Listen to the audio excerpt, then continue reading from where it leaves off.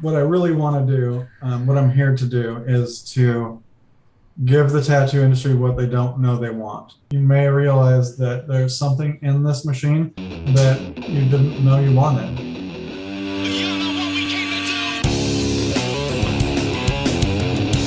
Hey, what's up, ladies and gentlemen? And Hip here, coming to you again with another edition of the Tattoo Guardians podcast. And for a second time, we have brought the great Carson Hill on to talk about the machines that make tattooing fun again. Neuma, of course. Fucking duh.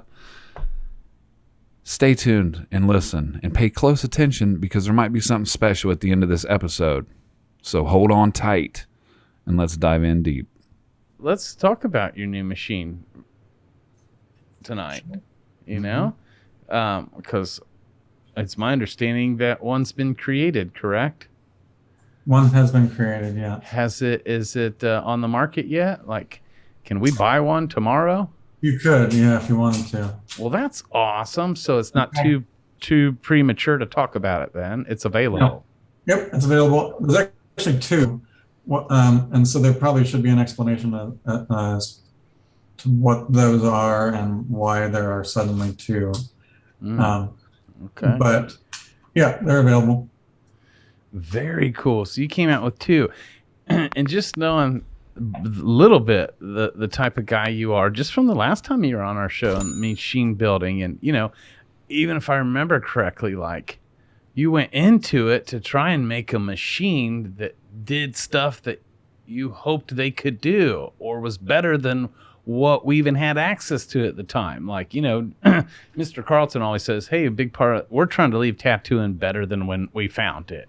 And that's how you've lived your life and your whole career, and even the technology and the machines. Now you're a guy that's done that and has created awesome machines. I mean, that's all you use now, right? Yeah. And you switched his machine after using a lot of so-called really great machines, right? Yeah.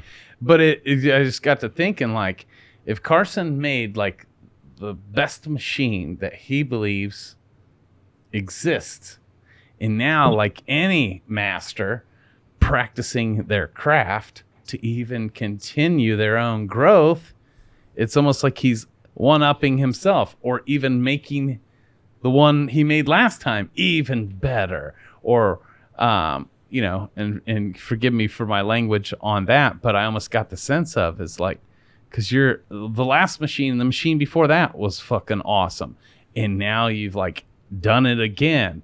Why are these two even better yet? One way of looking at it. So let me start by saying, okay, there's two. We're calling one the macro and one the modus. First of all, those are both Latin words. Yes. Neuma is also a Latin word. It means the creative force, or like the breath of life. There's a couple different meanings for it. So we're going with this Latin theme, and modus is effectively saying like mode of operation, or so modus operandi. It's basically like, it actually means a deviation from the norm, or it's like mode of operation, meaning like the standard issue kind of thing. Okay. So rather than just calling it like normal Neuma 4, we decided, now I say we a lot, but a lot of it is really me. Yeah. I decided modus, that it needed a name.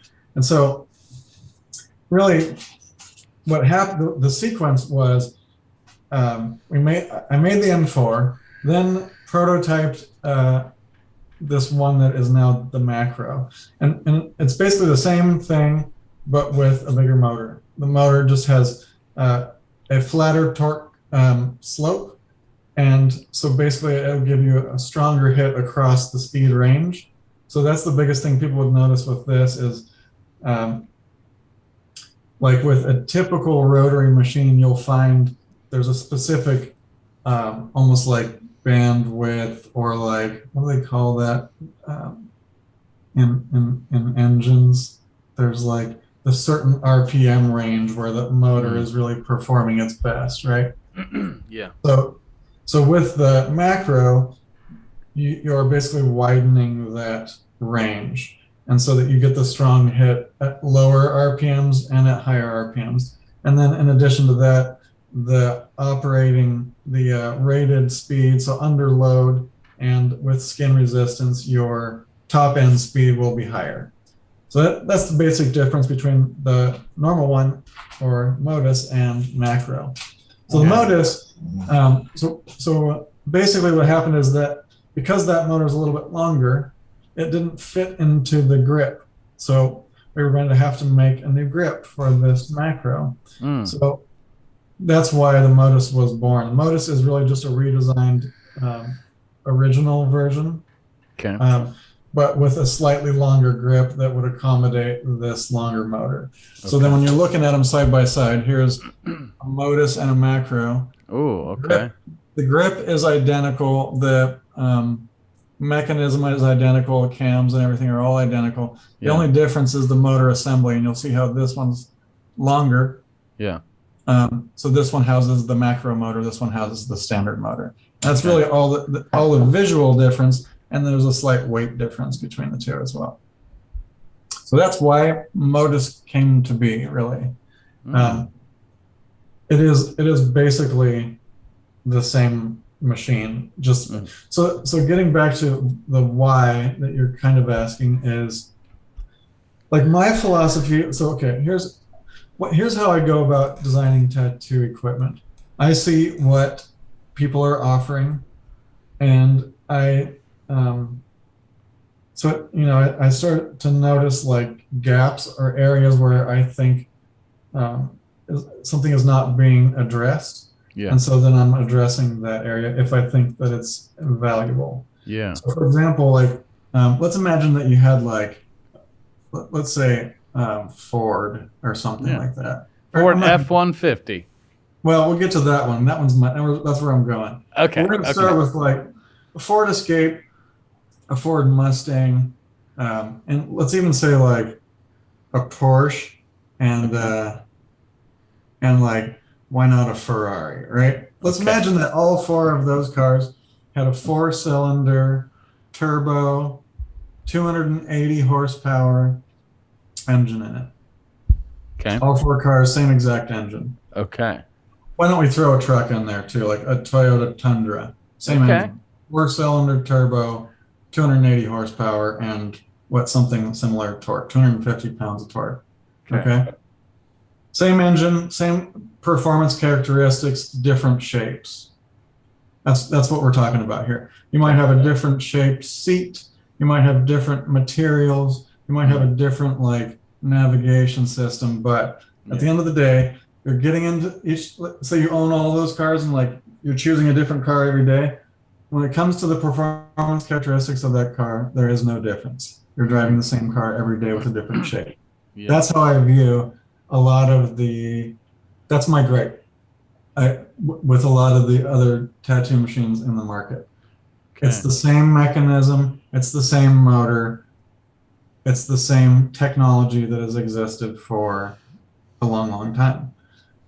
So my philosophy is more like, what if we had multiple machines with one shape? Like, so let's go back to the F-150, right? When you buy an F-150, you can get it with that same 4-cylinder turbo. You can get it with a V6. You can get it with a V6 with the EcoBoost. You can get it with a V8 with a supercharger with 550 horsepower. You can get F-250, which is almost the same, with 1,000 foot-pounds of torque and tow a tree out of the ground, right? So now you've got basically 5 of the same shape, but with different performance characteristics. Oh, yeah. So that's kind of the explanation of what is the difference between Modus and Macro. Why do they look so much the same? You know, aren't they the same kind of thing? It's more that, you know, so nobody knows about this just yet, but it's okay. We're starting something that I'm calling Project Macro. And basically, Project Macro is a question. And the question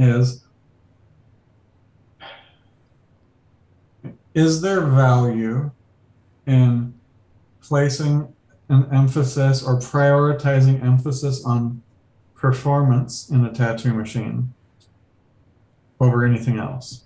In other words, like not to disregard other things, Sure. but to place performance at the top. Sure. And so that's what macro is about, and that's where that's going to end up going. Okay, great. Even though, again, the little I know you, I almost would feel like it's safe to feel like you're a guy that's not going to turn it into an either or, but rather the abundance of and. We'll focus on what really matters, but yeah, we'll give you all the bells and pretty shit too. I mean, we're not done. Yeah. I mean, I'm actually, far from Because, done. most people, when they buy cars, they're looking at the outside. I mean, they want to know what's the motor's doing, the engine's doing. But really, because most people make buying decisions from an emotional state and back it up with logic later. I believe even the biggest left brain engineer-minded person will make decisions from emotion and then try and convince himself why it was a good move with logic later. True. Yeah. Yeah. So both have to come into play, even though I love your integrity of what you're really focused on, because it's what matters most. And ultimately, the person that's shopping from emotion, and Yeah. they're like, "Ooh, I like this sleek machine. Let me try it." Yeah. Well, the bonus is that he was more concerned with the inner workings The of it performance. versus how shiny of an object it is. That's right. That's right.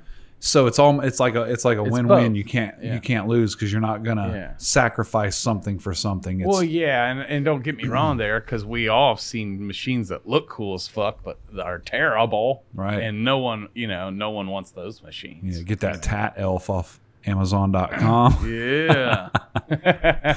No, and so, dude, just from for our listeners, I heard Carson on Fireside. Josh put a bug in his ear about me, saying that we may be a good fit over months of just correspondence here and there through DMs on Instagram and stuff. I kind of had I don't know, you can say it's discernment, but it just felt, hey, this dude seems pretty cool. Yeah. And what I'm saying is one, this is why my discernment was correct, because I got to meet Carson in the flesh with his good friend Eli from Neuma too, and I just fit in and felt comfortable in their presence instantly, and I was like, well, this was a fucking great choice, duh. Thank you, universe, thank you, Carlton, thank you, Carson, and it's just more profound because just knowing the type of person and an individual you are in the talks that we've had and shared, well, of course he's fucking saying he's focusing on the internal work, because it's almost like how, the stuff we were talking about before we started recording, if you focus on the inside and get that right, it automatically is going to show through on the outside, because that's the most important part. Yes. So it's you're taking the model of the type of person you're being daily. You said, what do you say?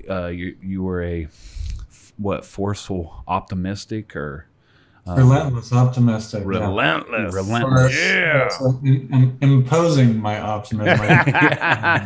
Yeah. I think I was actually sitting there analyzing my own approach while you were talking there, because you actually kind of in a way stumped me. And I think that Eli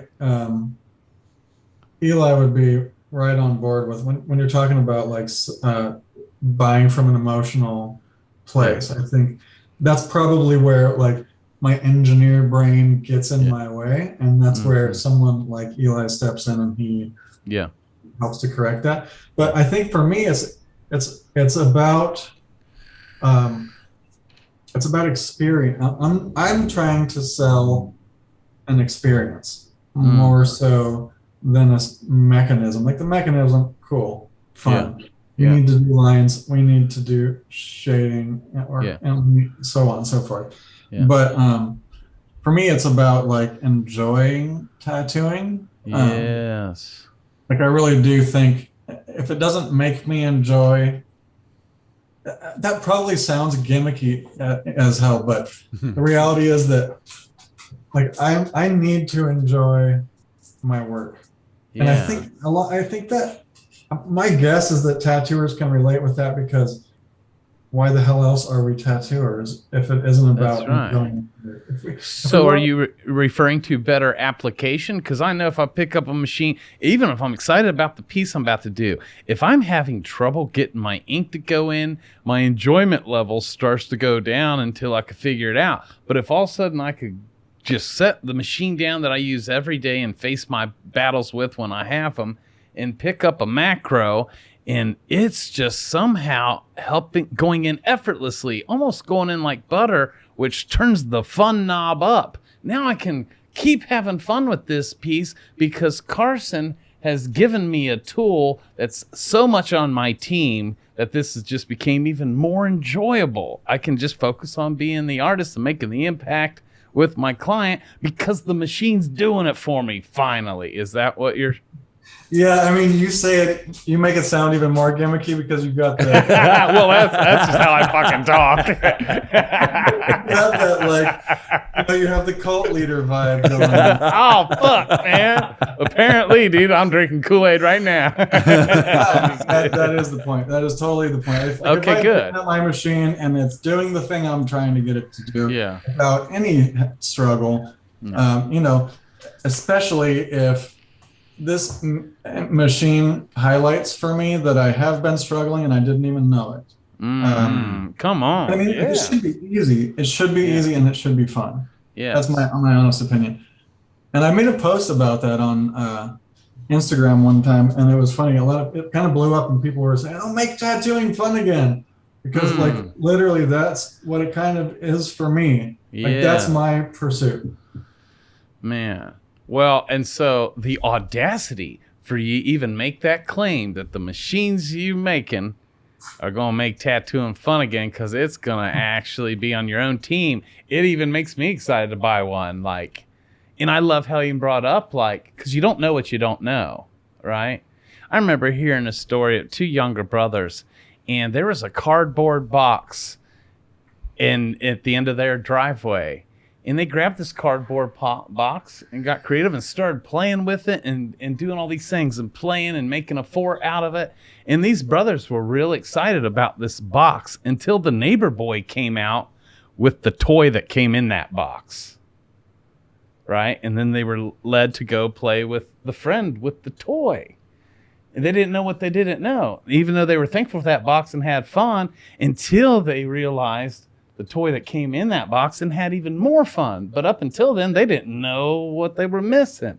And that's what I'm hearing Carson say, like, when you pick up a machine that's actually going to be able to pull off more than what you've ever known before, if you get one in your hands and use it, and that happens, well, that's going to be a lot of fucking fun.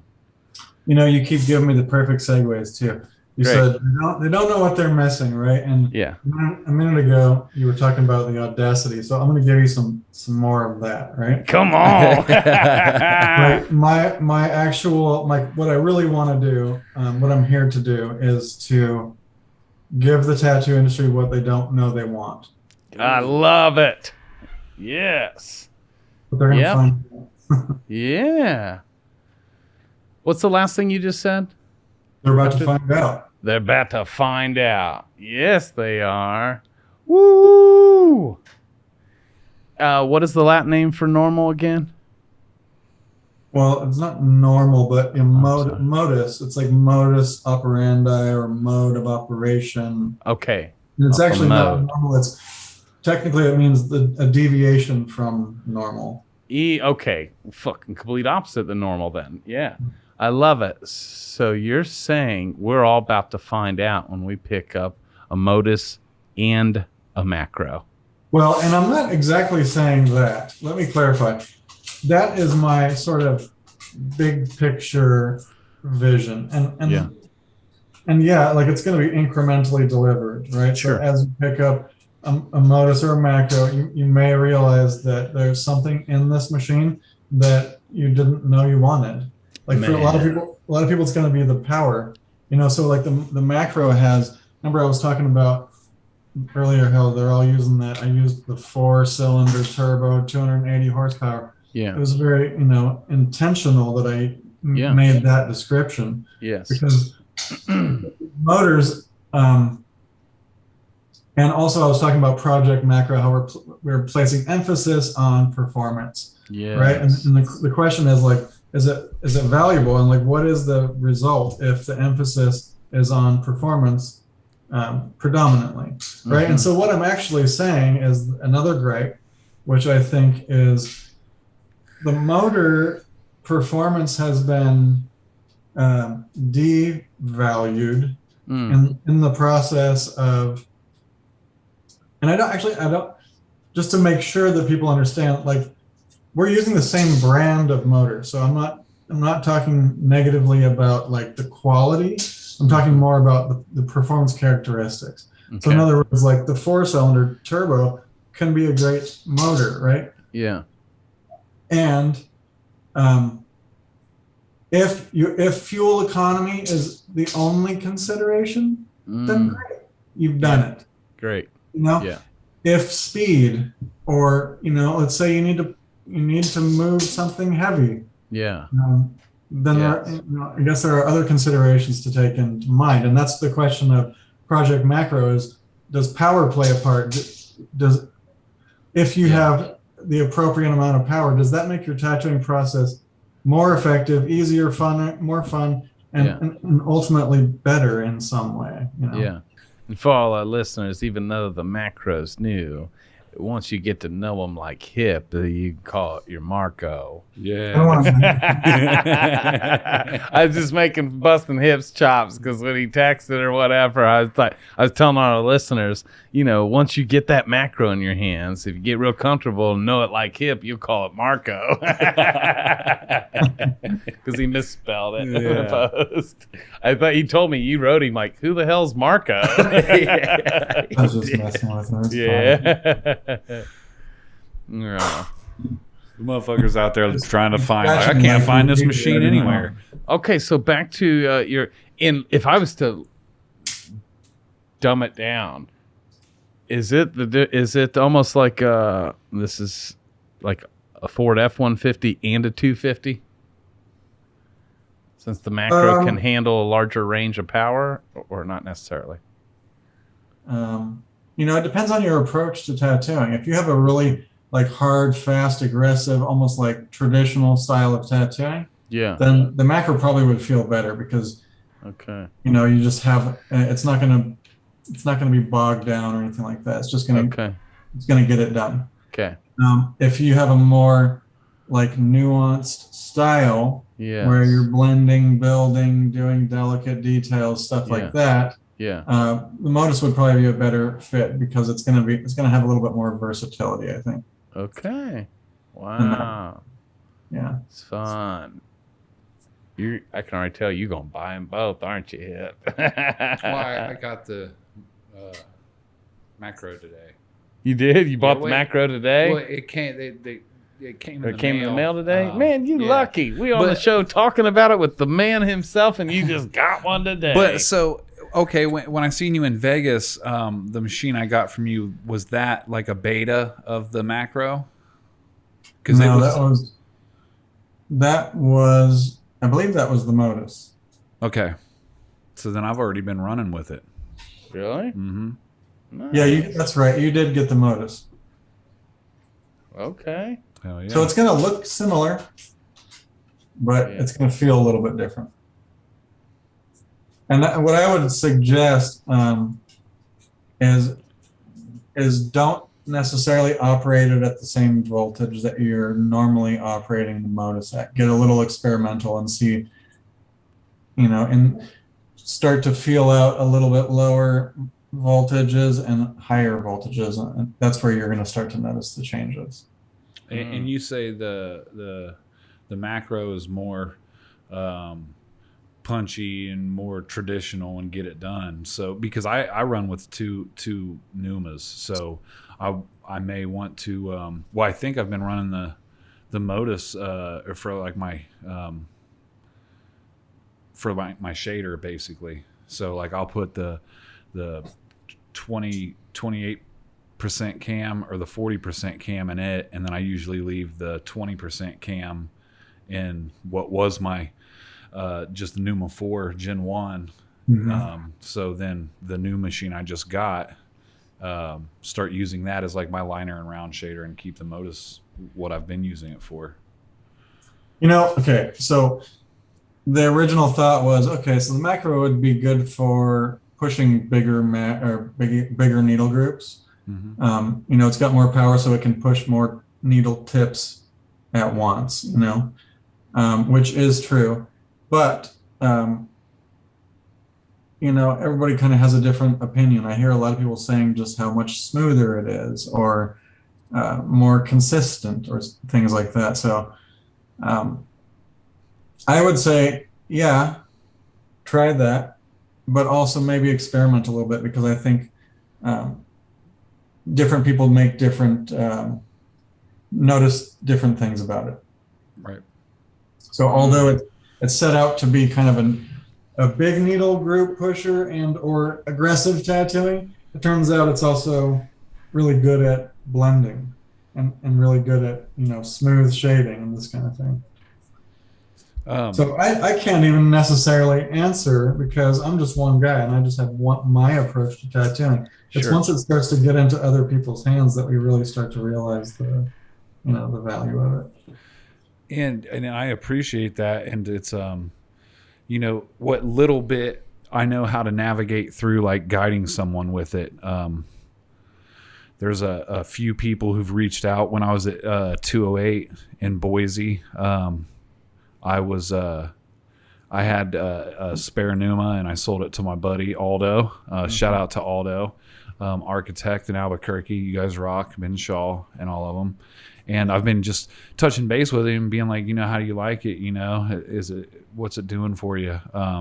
And he's enjoying it so much, to the point that when he seen my reel today, he was basically like, I guess he started checking out like your guys' page on IG and was like, yeah, where can I, the same thing that everyone asks. They'll start asking me questions, and and I appreciate why we're having this interview, to kind of get a better understanding and knowledge of the differences between the machines, because I can just kind of tell them cams. And my go-to is like, if you buy this brand or this brand or this brand, yeah, you may have a shader and a packer. You can get one Neuma, and it basically, from the closest thing to a coil to the newest rotary on the market and everything in between. So it's like, whether you're a fast tattooer, you're a slow tattooer, fucking, even if you want to like adjust your stroke length, just switching out the cams, change that. And it's simple, and there's not a lot to it. It's not like a lightsaber. I've had tattoo machines that are like, you almost need an engineering degree to work on them, because I'm a tinkerer. And this one's just simple and like straight to the point, and it just comes with an Allen wrench, for our listeners. Like if you get one, there's just an Allen wrench, and really that's all you need. All I've needed. You actually need that. Yeah. Well, there's been times where I've had to like tighten that bolt down on the, what do you call it? The spinny thing. I think that's, yeah. Also known as the spinny thing, yeah. Yeah. It's the spinning thing on the Marco, dude. So yeah, just the simplicity of it. Plus, like, I don't know, just the outlook on it, and focusing more on like the internal workings of something versus like, ooh, check this out, it's cool, and ergonomics, the ergonomics of it. Love it. So yeah, and it looks cool. I mean, I'm a fan of it. It's dope. Plus, there's different things to choose from as far as color, size, where the weight's distributed at. That's fun. So someone that is, like you were talking about earlier, that just stumbles upon it or sees one of their favorite artists using it, and they're like, oh, I want a tattoo like them, so I'm going to get their machine. And they go and buy it. Like, they don't even know what they're missing until they get it in their hands, and they're like, wow, this thing's just so fluid. And I like the feel of it, and weren't even aware the whole time because they just considered, the mistake that like our clients do. They think all tattoo artists are created equal, So if you're in a shop and you're doing tats, like fucking, you got to be good if you say you can do portraits, right? To find out that like, ooh, now my kid looks like a fucking monkey. Yeah. So it's the same with machines. Yes. I've got a question back to like dumbing it down. I'm going to use an analogy from experience, Carson. And again, anything could be edited out if I'm inappropriate here. But okay, so I've been a Hawk guy for years, and even when, I bought the original Hawk machine, and then when they came out and they had the Spirit and the Thunder, right? And I had a Spirit and someone else had a Thunder, saying the Thunder hit harder, punched harder, like this was better for packing, the Spirit's more if you're a gray washed guy. Well, I do it all. I am a realism artist and I do soft, smooth, black and gray, but there are times where I'm fully saturating color, but I didn't want to like have a Spirit and a Thunder and just pull my Spirit out when I'm doing black and gray and then plug the Thunder in for color. I still wanted to decide on which one could I use to do both, and I decided on the Spirit. And I can do it all with the Spirit, even though the Thunder might punch that color in and saturation in a little bit more effortlessly. But a guy who just didn't want to like use two machines, I wanted like a one size fits all, and just decided on the Spirit and did every tattoo with it. So that's my experience. That's the analogy. Would it be comparable? Like one's for this, one's for that, or not necessarily? Well, meaning if I'm listening to this and I totally want tattooing to be fun again, I'm sold, but I can only afford to buy one of these today. Which one am I going to go with? if I were you, I would go with a Modus. It's going to be more versatile. It's going to give you a softer hit if that's what you're looking for. Okay. And it still has. So actually, we were talking about that. How a lot of these top end brands are using the same one motor. So that motor has a rated torque of 3, or actually a max torque of 3.4 millinewton meters. Okay. Okay. The Modus already has 6.8. So we're already doubling that. Okay. Okay. So, great. And then the Macro has 10. So now you're Damn. tripling. Okay. So most people don't need to triple. That's right. The standard output of a tattoo machine. Man. Okay. But doubling it sure is nice. It is nice to have, the power when you need it. You may not always need it, but there if you need it. Okay. Which is why you were saying the Macro is more for pushing larger needle groupings. Macro is for those people, and this is in my opinion, Macro is for the people who know how, they're very direct and very straightforward. There are some people who like to build and build and build slowly and maybe noodling and layering and yes. And then there's other people who know they have a very specific process and they want to just get in and get out and get it done. Yep, they're fully committing one pass. Even if I mix 3 colors, it's in there. I'm not going to layer 3 colors. I'm saturating it on the first pass, and like you said, get in and get on with it. Yep. And I stopped myself for a minute there, but what I was kind of trying to say was like if you know you're like, I keep stopping myself. It's for like people who know what they're doing. Really, honestly, you wouldn't want to put a Macro into a beginner's hand because like what you're describing is actually Jose Morales said. We interviewed him once, and something he said really stuck out. And he said, it's like he starts tattooing and it's like already done. Right. And so that's kind of the effect. Like if you want to take your time and you want to build it up, or maybe it might take you some time to experiment a little bit, then you probably don't want a machine that's just going to put it down as efficiently as possible. That's in that case, I would say, and that's not meant to be like insulting to anybody. It's just it's just a different approach. That's right. Yeah, absolutely. Wow. So Fun. like, let's say, like for hips, left arm, Yeah. all that solid black, you want the macro for that. You're not Right. going to be like experimenting or doing That's direct, right. you're putting it in, you're getting it done, you want it saturated, that's what you want. Right. Okay. Ooh, yeah. Yes. And even though the motive will you slam a 27 mag all day long as well. Oh yeah. Good.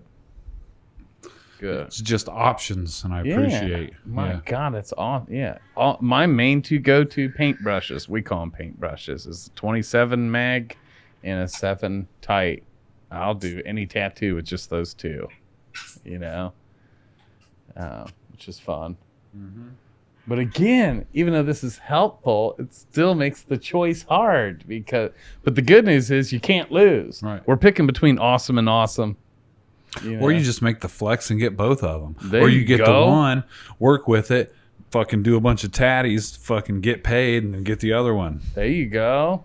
Then learn to do them ambidextrous and fucking just go at it. Yeah. Put the macro in your strong hand. Yeah, that's Right. right. Or, well, no, the macro on the weak hand, because Yeah. if it's the one that's doing triple, what? Mm-hmm. See, when you torque. Yeah. Mm-hmm. Yeah. Newton meters is what you were trying to remember. Yeah. Newton meters. Newton meters. We're not quite on the scale of Newton meters yet. Man. I love it, though, to sum it up, to make tattooing fun again. Just talking about that, I can feel it. Because we all know what it likes. We all know what it feels like when we're just struggling. Or you get to like one of those shitty fucking areas that like, the lines and you feel you're in the sweet spot and you fucking pull that shit. And that's for me, like, as far as like saturating and stuff like that, I really haven't had too much problems. But when it comes to lines, like, I'm like, oh, this motherfucker's going to be bold and fat on the first pass and I wipe. And it's because like the skin's jello-y, or, the parts on the back that are weird, or if you're tattooing on someone's guts, and, it's just, it feels like it's hitting and it's in there, and then you wipe and it's like half-ass, and now you got to like go up and purposely move slower to make sure you follow that fucking red line you just dragged down them for no fucking reason. Because it's a challenge, which is fun, I guess, but that process over and over throughout a process of a tattoo, especially something that you're looking forward to do, you start questioning your own ability. Like, well, I was just doing outlines yesterday. What's the problem here? And there's so many differences and variations in people's skin, and being tattooers, we all know that fucking this much distance between someone on their body is worlds of difference. Not all areas the same on one person. You may have trouble on their arm and then get on their leg, it goes in like butter, and vice versa. So something that's going to take that factor out or diminish it more is making tattooing fun. Sounds real appealing. Yeah, man. It may bring you out of retirement. Man, I'm saying, for real. Honestly, all of that sounds great, and I have heard that before, and it has some, like, I agree on some level, and for those who are listening who have not used one of these, I think there's value in knowing this. I use the 20% cam for 100% of the tattooing that I do. I have made the other cams for other people, not for me. And, I put all of my thought and efforts into them, and I've experimented endlessly with them to settle on what those ones are. And so I'm not trying to like reduce the value of that. And I don't think that my way is the way, and that's why they exist, really. Sure. And a lot of people that I respect, like, so I'll give you some examples. Like Mike Cole, I really look up to the guy. He's a great tattooer, been tattooing longer than I have, and I've been tattooing a really long time. He loves the 33 for some reason. Nick Baxter, another guy. Both of these guys I've collected from them extensively, and so Nick Baxter uses the 28, and so it's like what I'm getting at is that I don't personally think that my way is the way, but what I am trying to say is that I don't need all of that versatility to still have the fun that we're talking about here. Right. The 20% is all I need to be granting and loving every second of the tattooing process. Are you telling me that when you go on a road trip, you don't switch cars every 40 minutes? You just fucking go in the same one? You can have fun in the same ride? I think so. Now there's a difference between. Okay, so let's see if I can make an analogy, because I'm gonna have to make a different analogy, because I think that the cams is more like. So that's more about like strike velocity versus the different machines have a different torque output. Yeah. So it's not exact. The cam isn't determining the power. Okay. The cam determines the snap, kind of. Right. So does a needle like spend the same amount of time in all the positions like that, or is it like that? You know. Yeah. So like the 20 is kind of like snapping like that and waiting in the back position, snapping. Okay. And so the 40 is doing something more like that for each of its cycle, or each cycle. Okay. So they're taking the same amount of time to extend and to retract, but the velocity is playing a part. So I don't know how we would make an analogy for that, but in other words, if I were doing black and gray, if that was my thing, I would be using the 40% because it's slow. And when I tattoo black and gray, I'm kind of doing it slower. My actual hand speed is slower across the skin. When I'm tattooing with color, I'm moving a lot faster. Yeah. And so the 20 is more appropriate for that. Okay. And that's really how it breaks down. So that the percentage. It's almost like resonant vibration, right? Or resonant frequency. So have you ever been tattooing and you found that sweet spot we all talk about, right? Yeah. That's what it is, in my opinion. It's more about that resonant frequency. So if I'm a guy who moves his hand really fast, I want my cam to snap really fast. If I'm a guy who moves my hand really slow and I have that snap, it's not going to feel right. Right. And am I hearing you say the lower the percentage, the greater the snap? Yes. Okay. I need that percentage. The percentage is referencing, and it's an estimate. But so if the full cycle, which is needle extending and then retracting, if that's one cycle, extension and retraction, and that's 100% of its cycle. Okay. So that means that 20% of the cycle is interacting with skin. 80% of the cycle is not interacting with skin. Okay. So it's getting in and out of the skin faster versus 40%. 40% of the time it's poking or inside the skin. Okay. Wow. Ooh. I think you should come out of retirement and give it a try. Okay. Well, fuck, I got to now. Carson just called me out, boy. How old are you, and what is this retirement talk? Yeah, well, I'm just busting his balls. I haven't tattooed a whole lot the past year, so he is just talking shit. I've done one tattoo this year. Yeah. Maybe twice on the same client. One tattoo, 2 times, 2 sessions on the same client in the last 2 years. Last 2? I'm going to say 2. Damn, time flies. Yeah. Oh, great. Now everyone knows. And, it's something that he's out of control with, his personal issues at home and becoming dad full-time a lot. And then, taking Oh, not an on. issue. You just called your child an issue, a personal issue. Well, no, it is, but there's his wife had an illness and she's still battling through that. And well, you tell him, Matt. It's your fucking story. What a great segue. Thanks. No, regardless, you're right, Carson. I should try tattooing with these two machines, and I really want to. Yeah, what? You should tattoo hip. Yeah? Since we're calling you out. Yeah, I'll take. Yeah. Well, you do tap out sessions? That would be almost as cool as me tattooing you, Carson. That'd be pretty cool. I don't know if I have any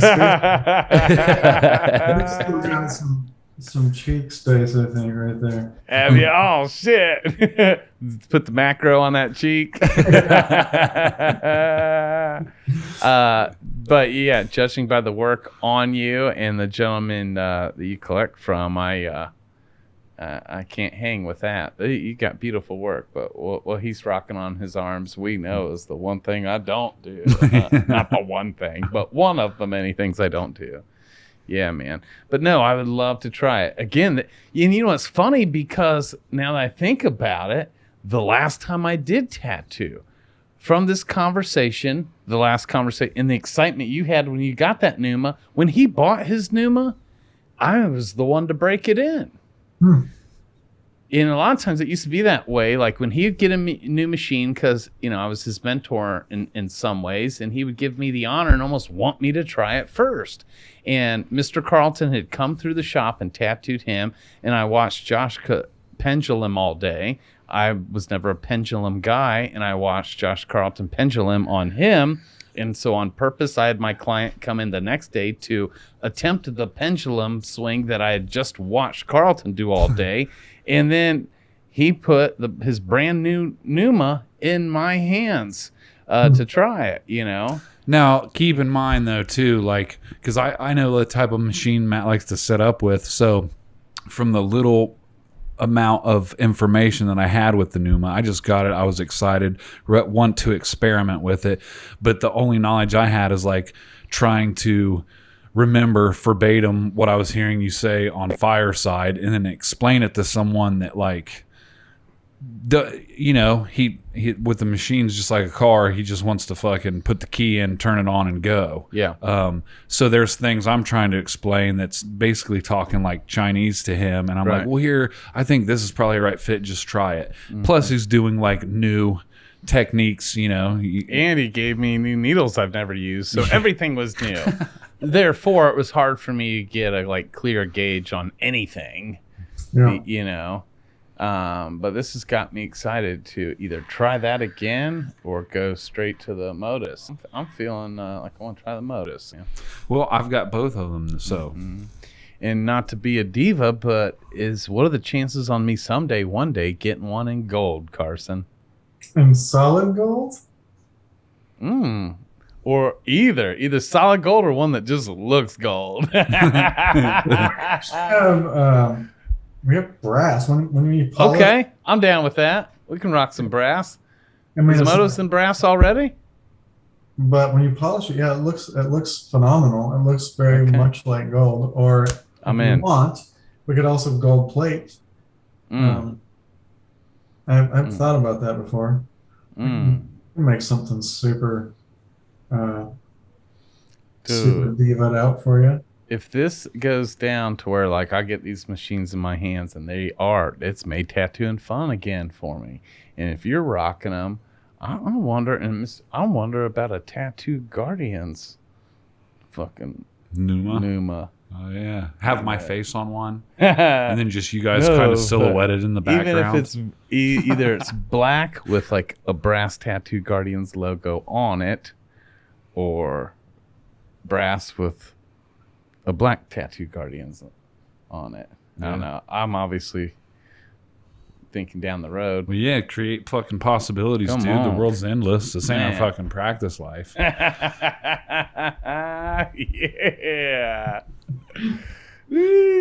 Carson, what'd you? Oh, go ahead. What were you about to say? No, I was just I like the idea. It's funny because you're definitely describing the emotional purchase. Yes. Yeah, that would Yeah. What's And Absolutely. what a cool person to put trust in, because Yes. like, you know, you already know it's got the goods inside of it. So, That's right. Well, we already know this man's authenticity and integrity, and you were confirmed that when you kicked it with him in the flesh. I know your authenticity, integrity. You know mine. So if we got to the point, if I really use these machines and it's fucking really did make tattooing fun, again, we going like, you know, obviously it'd be the real deal for us all three, and then Josh included, to be like, this has got to be a Tattoo Guardians. Hey, Guardians, here's the machine. Have fun again. You want to hear a funny story really quick? Yes. Yeah. I don't know if you'll want this on the podcast or not, but we were hanging out with Hip at the that coalition show in Vegas. Eli and me, basically all day. Half the day he was talking with Eli, and the other half the day he was talking with me. And so anyway, we went to dinner later that night, and I don't know if you actually know this, Hip, but we thought it was hilarious. I love it already. I don't know if anybody else will think this is funny, but we did. So we're sitting there at the bar eating, a few of us eating dinner. And I think you had invited us to the table, but we got there kind of late. And by the time we got there, it was filled. There was not enough space left. So we went and sat at the bar and ate. And then time came to pay for the bill. And the bartender was like, oh no, somebody already took care of the bill for you, for me and Eli. And we immediately knew it had to be Hip. There was nothing else it could have been. We just knew. Yeah. So anyway, he comes after he finished. We hung out a little bit longer, and he comes after he finishes eating. They're on their way out the door, or something like that. He came by to just say hey or whatever, and so we're like, thank you, Or actually, I did, because he came up on the left side. It was me and this guy Sean from Eternal Ink, and then Eli. Yeah. And I'm like, thanks, man, that's awesome. And Eli's third in the row here, and and he's like, thanks, man. And Hip goes up to him and he goes, oh, I'm Hip, and shakes his hand like he's introducing himself. He's putting his hand out to say thank you for the dinner. And you're like, oh, I'm Hip. Yeah, I know. What are you talking about?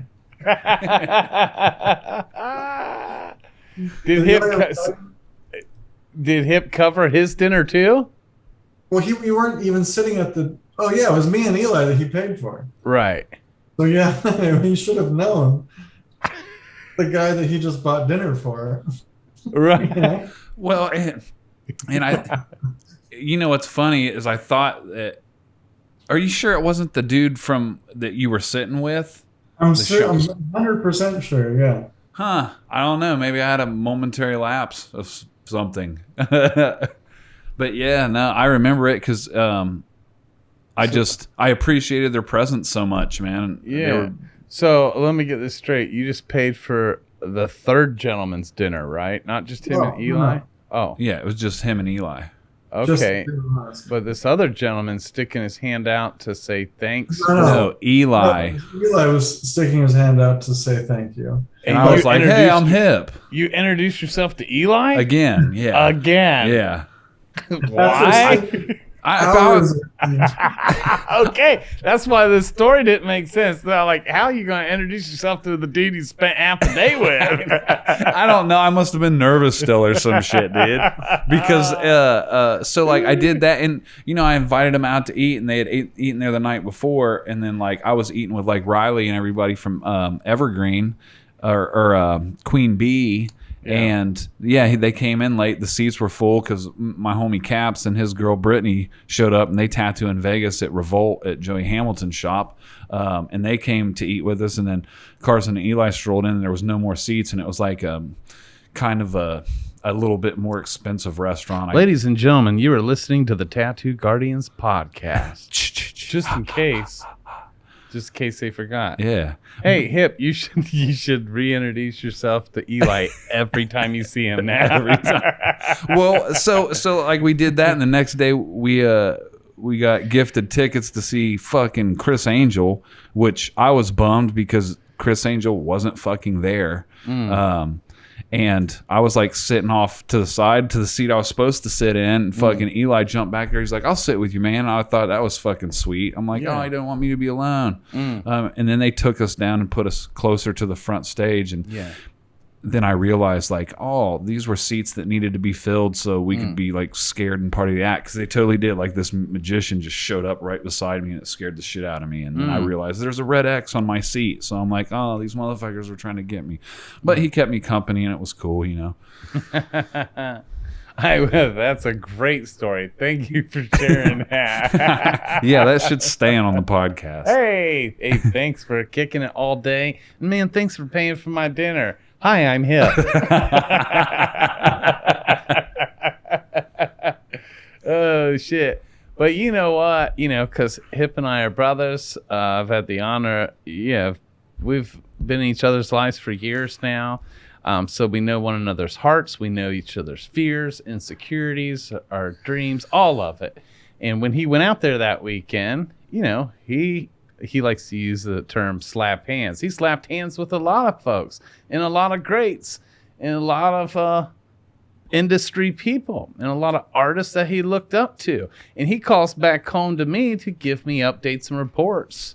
And out of everyone he slapped hands with, Carson, you were the one that really made an impact on him and really filled his spirit up. Like he would give me reports on everybody, and he went to this dude's seminar and this seminar and this seminar. But his experience of just getting to kick it with you and Eli, Carson, meant a lot to him, and your way of being, and not only your care with him, but even your awareness of language, just really meant a lot to Hip, and him sharing it with me meant a lot to me, man. I just want to acknowledge you for who you are and how you show up in the world, and that it wasn't wasted on him or me here in the report.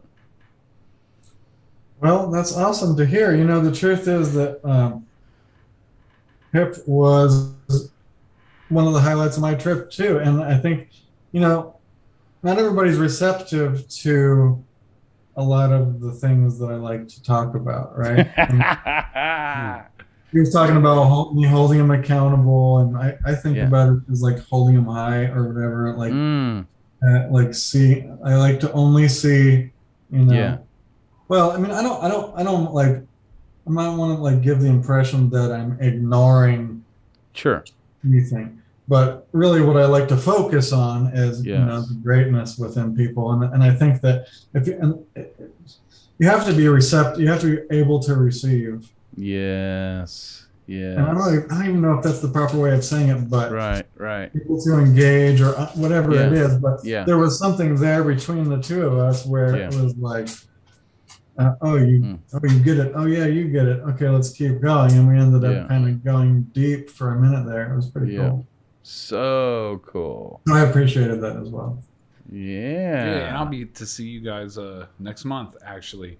So I'll be out in LA doing the Golden State convention, and I know I had already reached out to you even before I knew you were going to be at the coalition to just stop by and like see your workshop and what goes on there, and you know, your studio and everything.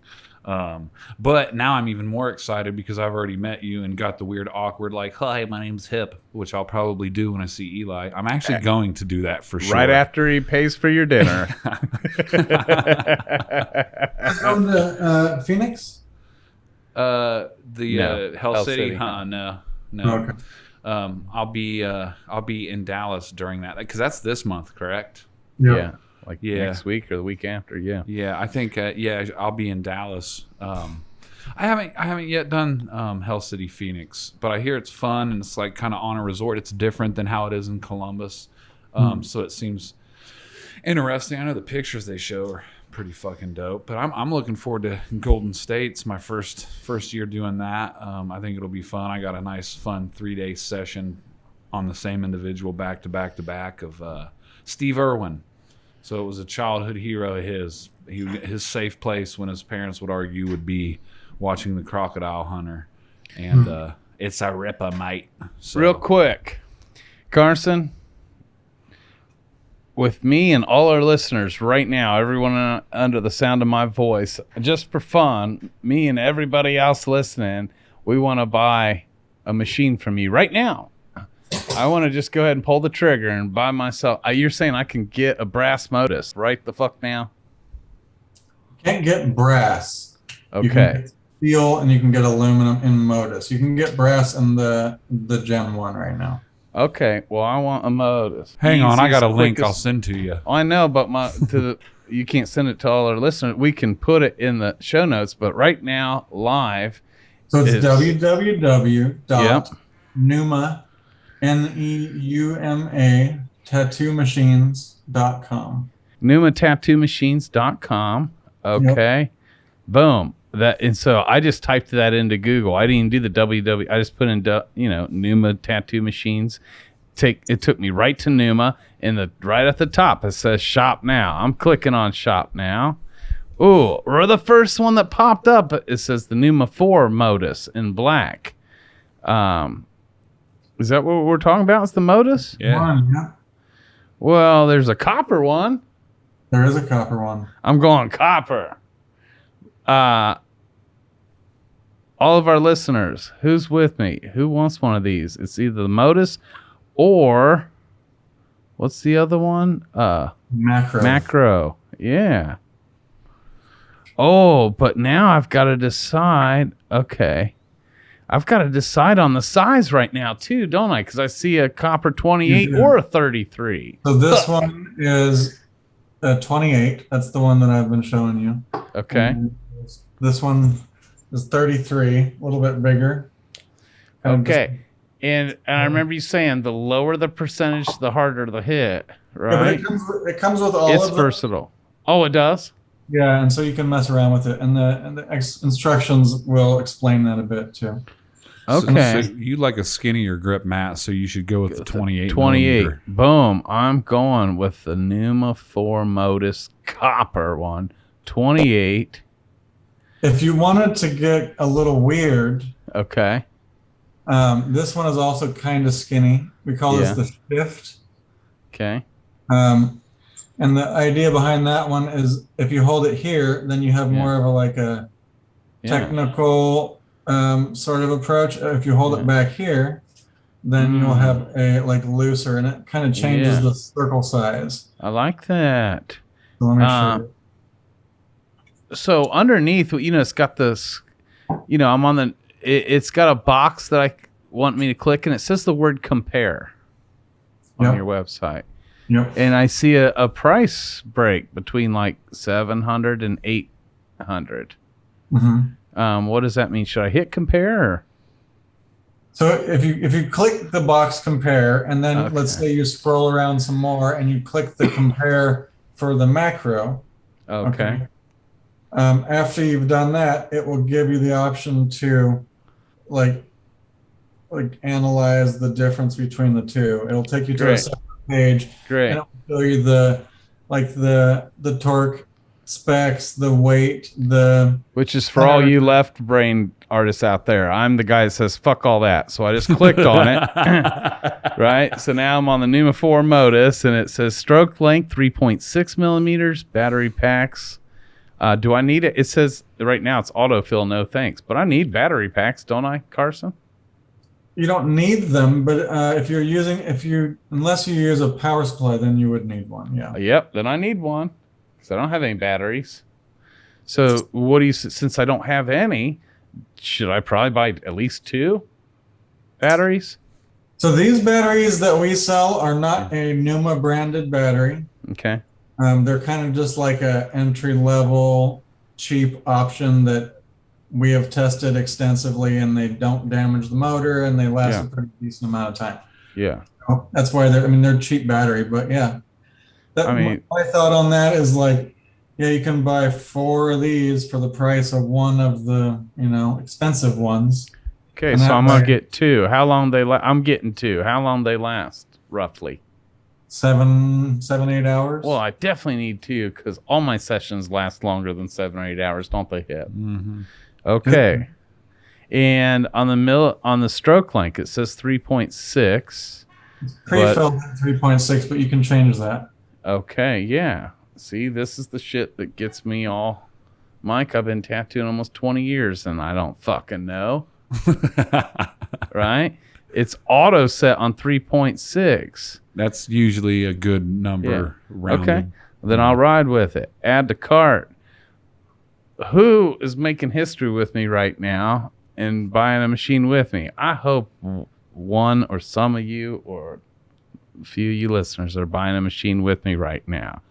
And if you do, why don't you go ahead and use HIP's discount code? Really? HIP's got a discount code? You about to get Carson? You sure you want to give it to the world?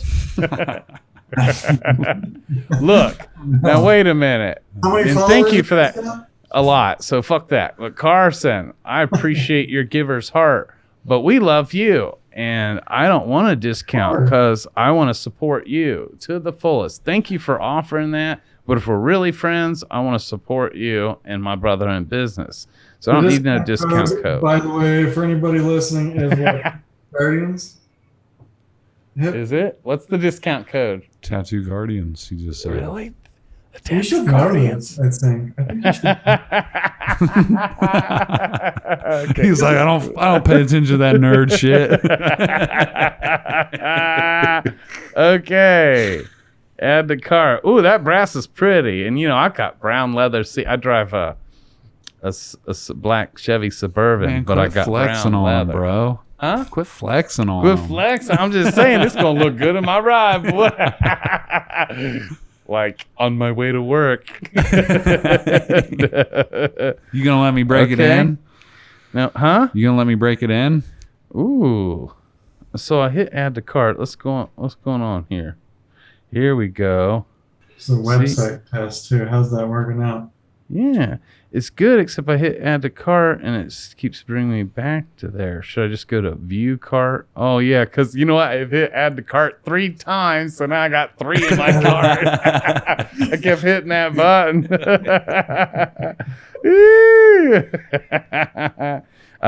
We're witnessing history as That's Matt right. drives 3 machines. That's right. Here, slide me your card and I'll read it to you when you're ready. You gonna read it out loud? Okay. I undid it. I tried to take one out. I took them out. All out. Let's try this again. Did I mention I'm not tacky, guys? What gave it away? Right? It's not the website. We just rebuilt this thing. Man. So dope, though. I love it. Okay, 2 batteries. Boom. In.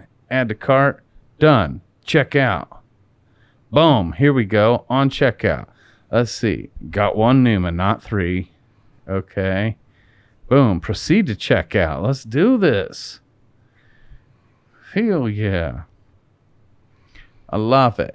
And, okay, while I'm doing this, I'm going to punch my info in. It's shout out time. And Carson, the last time we had you on the show, I'm proud of myself. I'm able to type in my shit and talk here.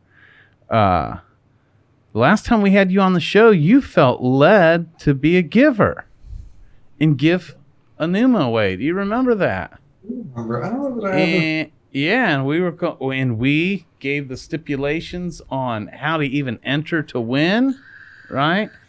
And we need to do that again. Right here, right now on the show. Right now, y'all, you listeners, yes, those of you making history with me, I see you, and you're buying your Neuma right now with me. But we're about to give a Neuma away. Why? Because, Carson, when we gave the one away, the brother that won, and he had just happened to join my program, Tattoo Business Mastery. The same day, Carson, it was a Tuesday afternoon. Him and I had an enrollment call, and we talked to see if TBM was a right fit for him. It was. He enrolled into the program, and I just felt in my spirit something extra special there's something extra special about today for you, sir. His name's Jerry Watson. I was like, man, Jerry, today's your day. And he was on cloud nine that I just accepted him into Tattoo Business Master. And he's like, I know it is. I just joined your pro. And I'm like, well, that's fucking awesome. But I feel something above and beyond. And right after my enrollment call with him is when we came down and we randomly selected a winner. And lo and behold, who won the brand new Neuma was my brother, Jerry Watson. His nickname is Preach. He's a good brother, older gentleman, long white beard. He's got 11 kids. They call him Preach. His name's Jerry Watt. He's got 11 kids, man. He's a good old boy, and his name's Preach, heart of gold. And I couldn't believe it. After I got off the phone with him, I came down, and out of everyone that entered, we drew his name, and he won your Neuma. And partly, I was going to wait till we gave it originally, I was going to wait till we gave it away live on the next episode, but the little kid in me, I just couldn't wait. And so I called him to say, Jerry, I knew there was something extra special about that the other day for you on that Tuesday. After we got off the phone, I went, and you won the Neuma. Well, even though a little bit, maybe like a week had passed, and he was so thankful, but he said, Matt, since you and I talked, I already went and bought my own Neumas. I got 2 brand new ones. So do me a favor. Will you put it back out there and give it away to someone else who actually needs it? Wow. You know? Shout out to Preach, brother Jerry Watson, who gave back his Neuma for us to re-give away again. So let's do that. Hip, what should the stipulations be this time for our listeners to enter to win? Mike, you know some of them. What is it? How are they going to win this Neuma today? Thanks to Jerry. Thanks to Carson. Mike's like, oh, that's so long ago, I don't remember. I mean, it was some shit like and subscribe or what? Well, I believe that we asked some questions because, like, we're not, Oh, we did. It's just not going to go to fucking anybody. We asked them they were specific to the last episode with Carson. We asked, like, they talk had about like what waveform was, maybe the difference between fucking Modus and a fucking. Carson, do you want to create 3 qualifying questions to our listeners that they would only know the answer having listened to this episode tonight? Do they have to be related to this episode? No.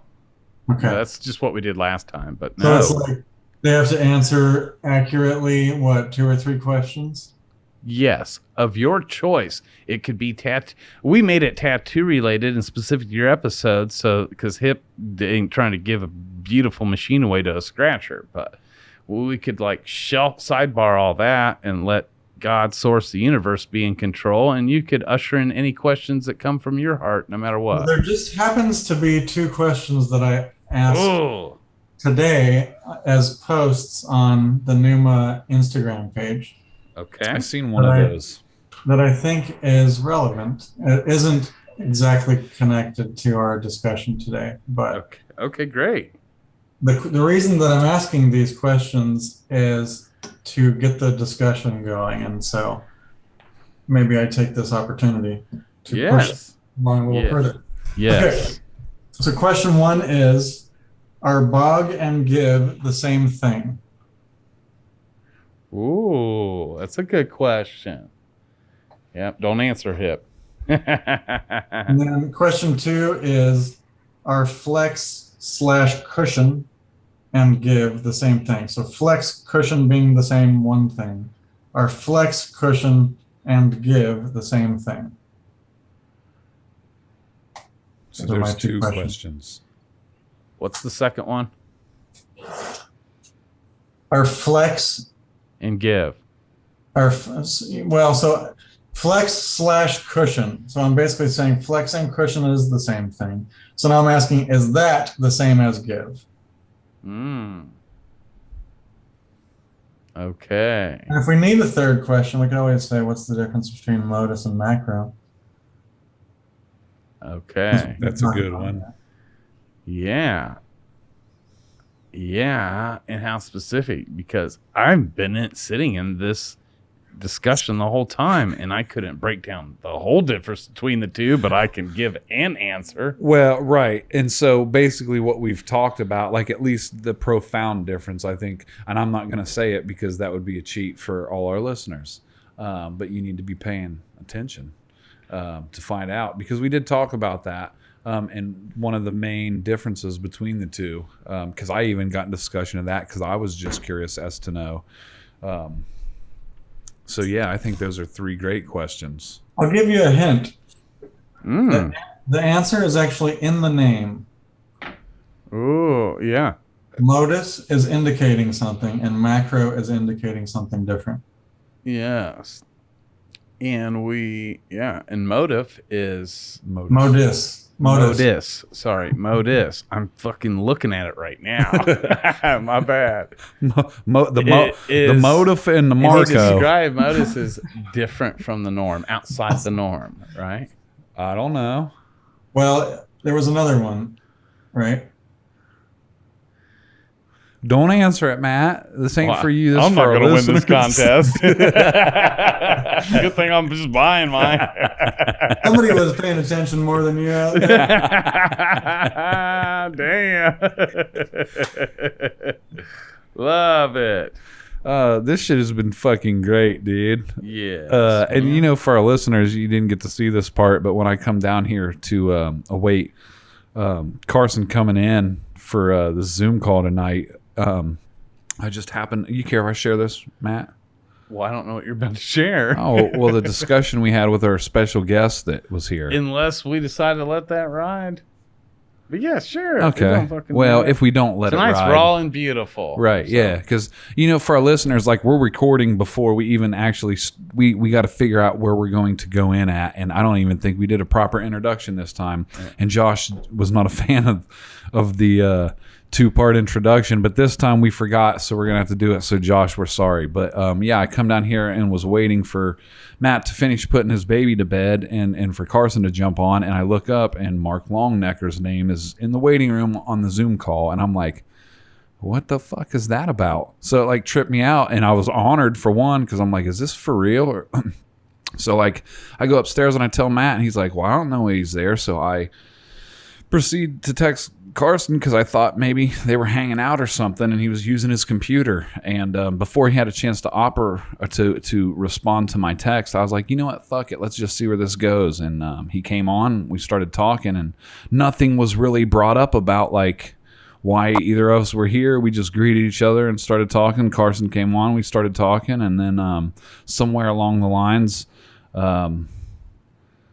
Mr. Longnecker had talked about TBM, and so he was on for a discovery call with Matt, except it's tomorrow at this exact same time. And that led into like a fun discussion. So shout out to you, Mark Longnecker, and if y'all ain't familiar, go ahead and follow him at Mark Longnecker on Instagram. He's a sweetheart. And just his language and how he was speaking with our little interaction, already he was saying things that were very attractive to me, Yeah. Yeah, he was golden, huh? Yeah. And I guess he's a good singer, too. Yeah. He's a natural.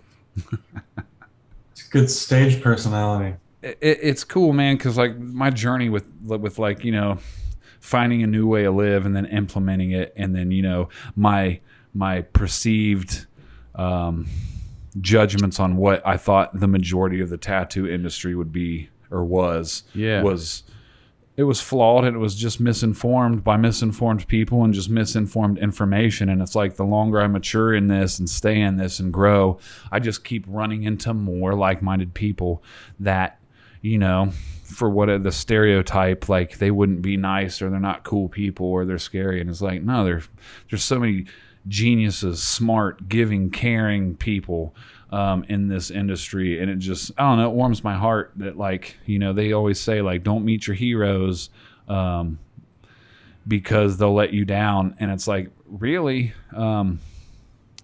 so far I've had pretty good fucking luck with meeting people that I admire in this industry. They've all been amazing people. Yeah, I agree with you on that. Hey, this is my friend Hip. Hi, I'm Hip. I told you guys, I wake up at 5 o'clock in the morning, so I'm Okay. feeling it. And then, I'm like 5 p.m. That's when we start to get Yeah, that's mental. awesome.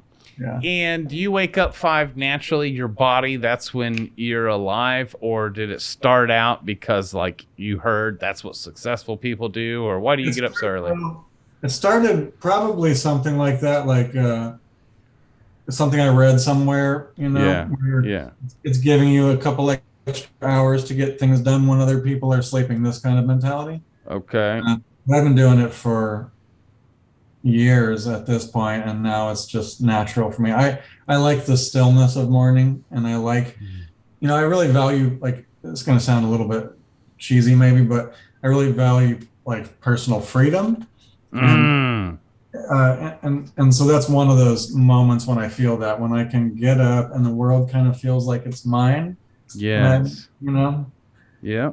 a lot of times, especially during the winter, I really like it because the sun doesn't rise until, like, let's say 6, or sometimes even like 7, I think. And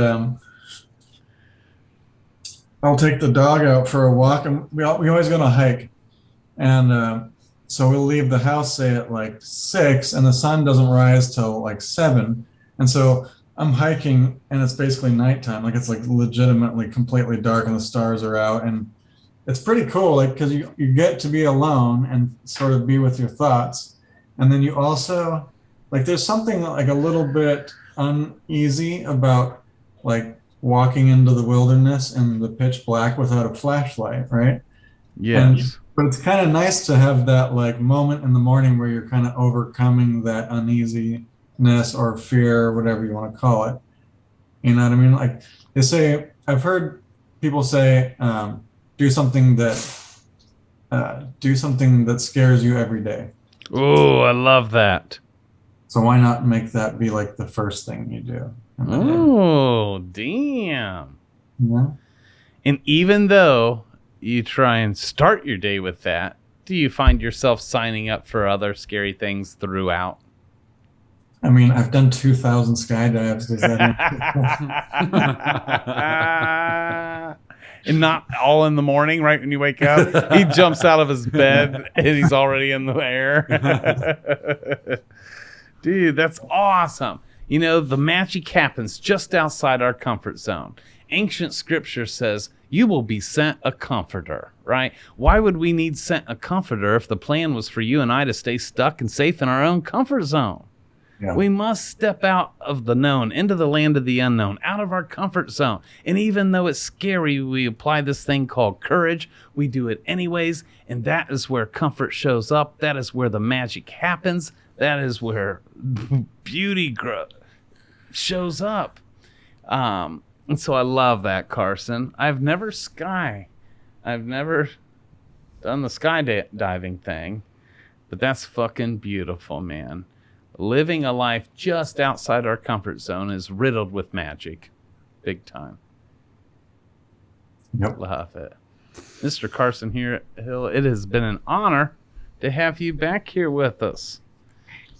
Well, the pleasure has been mine, as usual, and thanks for having me, and it's good to see your faces, and yes. Looking forward to slapping hands. Yeah. Hell yeah. I'm looking forward to tattooing again with my brand new bronze Neuma machine we just ordered right here, right now. What a blessing, man. And he says, I got to use it on you, Hip. Yeah. On your cheek. I just had laser, which, God, I don't recommend laser on your face. And I've got a little circle, which our viewers, you probably can't see it, but it's in the shape of my Apple Watch, so it'll actually fucking work. So I'm getting a circle removed right there, so I can get my oxygen levels, my heart levels, and all that stuff, because it can't read through this much pigment. So really, I didn't know that. Yeah, I should get a fucking free watch for that, you'd think. I've spent so much money, and they're like, yeah, you just need the next series. And I'm like, oh, okay. And I get it, and I'm like, nope, it doesn't work. Oh, yeah, there's an update coming for that, and it never comes. So I'm like, I'm just going to take it in my own hands and get some laser done. I just kind of wanted to experience it and support another brother up in Michigan that does have gives the services. So I got to do Nick that. Stockford. Yeah. Shout out to Nick, man. Yeah. Solid rock. He's a Guardian and a TBM alumni. Yep. And Yeah. he's got a Neuma machine, I believe, as well, right?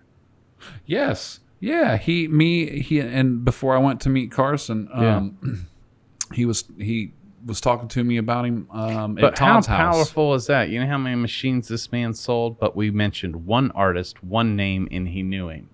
One thing that really... I got my finger on the pulse. Yeah, I'm very much. Yeah, he does. One thing that impressed me about Carson, even before we had him on the show the first time, when you bought a Neuma and you were walking around the shop because you just bought the machine and literally just called the number for help, and you were talking to him. Well, he told me to on Fireside, and I'm like, well, that means a lot. That means he's like, well, I know, tangible. but he's only one man, and the fact that he makes himself available is real impressive. It just, again, shows that he truly cares. That he can be talking, Someone just bought a machine. He's like me. Like, how's this thing go? But he took your call, That's fucking beautiful. When mine shows up, I'll be calling you. I'm just kidding. The truth is that I do care. I mean, that's a fact.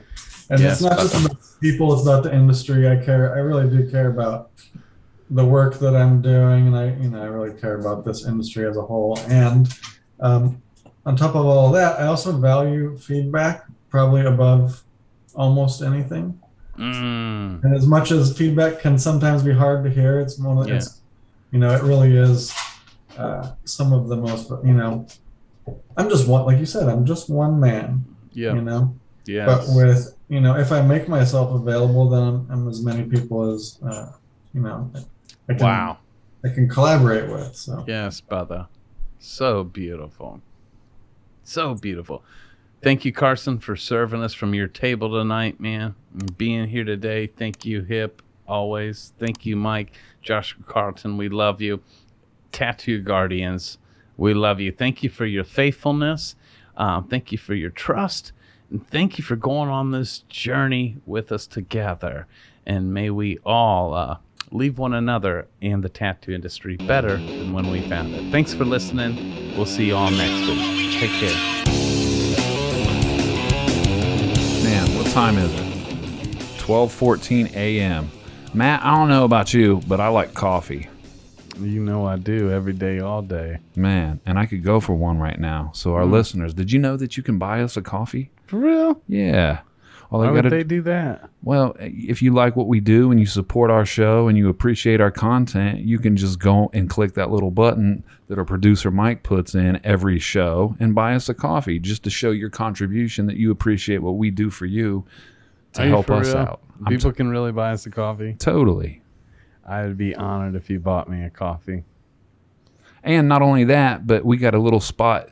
It's special for the VIP listeners. It's called Close Friends on Instagram. And on there, you can see some behind-the-scenes content. And when the cameras ain't running, seeing all the shit we'd be talking about each other. Is that true, Mike? Damn, you guys, this is the first I've heard about either of these. So they can buy you or me a coffee. Or Mr. Carlton. Or Mr. Carlton. And, get a sneak peek behind the scenes. Yeah. By doing what again? Fucking smashing that button. Okay. What button you talking about? I want to smash the button. It's the button on the fucking thing. Okay. Do it. Just do it. Absolutely demolish the button. But thanks for your time again, and we appreciate all our listeners. Always.